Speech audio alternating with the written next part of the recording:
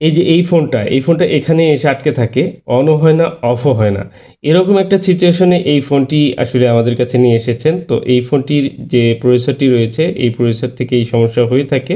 তো এই প্রসেসরটি রিবোলিং করব। রিবোলিং করার জন্য পাশে একটু শেল কেটে নিচ্ছি। কারণ হচ্ছে যে এত পরিমাণে শক্ত আঠা থাকে এই ফোনটায়, কি দিয়ে আমি আইসিটি রিমুভ করব সেটাও ১০ বার ভাবতে হয়। আর কিভাবে এই আইসিটি রিমুভ করব সেই পজিশনটি ঠিকঠাক করে তারপর কিন্তু আইসিটি রিমুভ করা শুরু করতে হবে। কারণ হচ্ছে প্রসেসর যখন আমি রিমুভ করব তখন যদি একটু এদিক সেদিক হয় প্রসেসরটি ড্যামেজ হতে পারে এবং অনেক সময় কালার উঠে যায়। কালার উঠে বলগুলো শর্ট হয়ে যায়।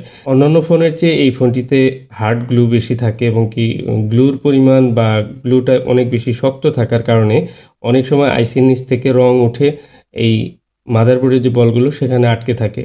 যে কারণে আইসির কিন্তু কালার নষ্ট হয়ে যাওয়ার কারণে অনেক সময় বলগুলো পরস্পর শর্ট হয়ে যায়। এই বিষয়টি খেয়াল রেখে কাজ করতে হয় এবং কি যারা এই আইসিগুলোর কাজ করেছেন বা এই মডেলে কাজ করেছেন তারা এই বিষয়গুলো জানেন। তো আমি খুব সুন্দর করে ক্লিন করে নিলাম। মাদারবোর্ড ক্লিন করার সময় খেয়াল রাখতে হবে কোনো যেন স্ক্র্যাচ না পড়ে এবং কি আইসিটি ক্লিন করার সময় সবসময় খেয়াল রাখতে হয় আইসিটিতে যেন কোনো ধরনের স্ক্র্যাচ না পড়ে বা কোনো ড্যামেজ না হয়। দেখুন অনেক সময় সোল্ডারিং আয়রনের মাধ্যমে ক্লিন করা যায়, অনেক সময় ডিসোল্ডারিং উইকের মাধ্যমে ক্লিন করা যায়। এই বিষয়টি সবসময় খেয়াল রেখে কাজ করতে হবে যেন ড্যামেজ না হয়। তো আমি এবার আইসিটি রিভলভ করব। খুব সুন্দর করে এক চান্সে রিভলভ করে আমি আইসিটি ইনস্টল করে দেব। আশা করি ভিডিওটি আপনাদের ভালো লাগবে। ভিডিওটি দেখে আপনাদের ভালো লাগলে অবশ্যই লাইক করে যাবেন। দেখুন সুন্দর করে আমার রিবলিং কমপ্লিট হয়েছে। রিবলিং হওয়ার পরে অনেক সময় একটু পরিষ্কার করে নিতে হয়।